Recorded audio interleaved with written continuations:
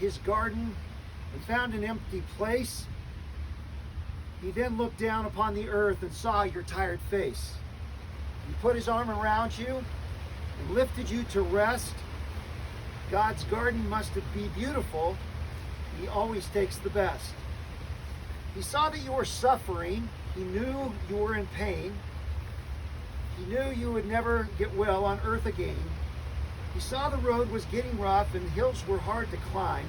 So he closed your weary eyelids and whispered, "Peace be thine." It broke my heart to lose you, but you didn't go alone. For part of me went with you the day God called you home.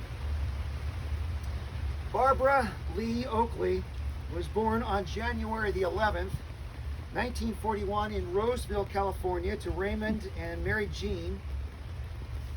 She was the second of two children.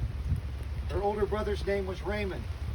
Her family moved to Roseville and then to San Bernardino before moving to the 25-acre ranch on Mount Vernon Road. The ranch has been with the family and in the family since the 1890s.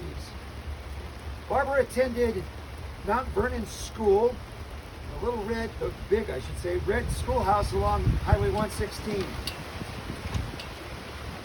She grew up as a farm gal, feeding chickens and cows and playing on the family ranch. She had a white horse named Cricket that she actually rode in the Sebastopol Apple Blossom Parade. When Barbara was 12, tragedy struck this family. And the rain came down. Tragedy struck, and Barbara's brother, who was 16, was horrifically killed in a car accident. And this was a particularly difficult time because not only did Barbara's mom and dad not know exactly how to process pain and grief, but Barbara, as a 12-year-old girl, didn't either. Now, that event shaped her life. Barbara attended Anley High School and later graduated in 1958. A year later, she married Donald Oakley, and the couple set up their home there on the ranch. God blessed Donald and Barbara with two children. First came Corey in 1965, and then later Jamie in 1969. The kids remember Barbara being an amazing mom. She was always there for them. She was a great cook. She prepared most of their meals from the vegetables and the meat that the property, the farm, produced itself. They told me yesterday that Barbara Oakley was organic before organic was organic. That's how you raise families back in those days. Mm-hmm. She did whatever was necessary for her family and sacrificed over and over again for her kids and for her family. As the kids got involved in school, she was volunteering for everything. In time, she would volunteer, became a volunteer aide, later a paid aide, and then later a secretary at Gravenstein Elementary School. She would work over 40 years for Gravenstein School. But she also had other part-time jobs, second jobs, if you will, that supplemented income and whatnot. She worked for the pencil factory. How many of you guys remember the pencil factory? You guys are the old ones. And she also worked for Bazzagnini Nursery and was involved in working with the plants and loved being involved with that as well. In 2004, Barbara's life was changed forever with the birth of her one and only granddaughter.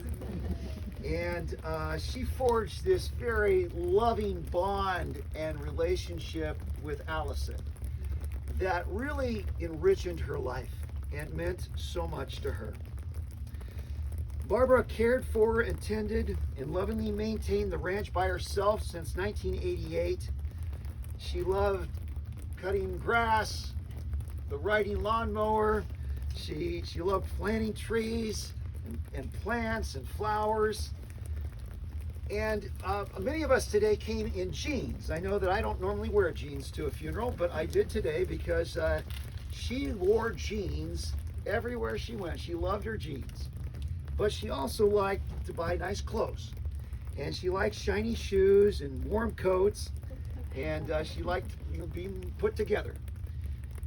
Barbara was diagnosed with breast cancer in 2016, and later, shortly thereafter, was also diagnosed with lung cancer. She was able to beat those. A few years ago, diagnosed with pancreatic cancer. A few weeks ago, I reached out and I spoke with Barbara. And we spoke about the process of dying and even death itself. And one of the things that she said to me was that she was ready. She talked about the fact that she had placed her faith in Jesus Christ. She had believed that she was a sinner and that Jesus had died on the cross for her sins and rose from the dead. And she said, I'm ready to meet him. She was still fighting. She still wanted to fight this thing as long as she could. But that was her own words to me. I spoke with the kids, and Corey mentioned, he says, one of the things I'm going to miss most are just those conversations with Mom.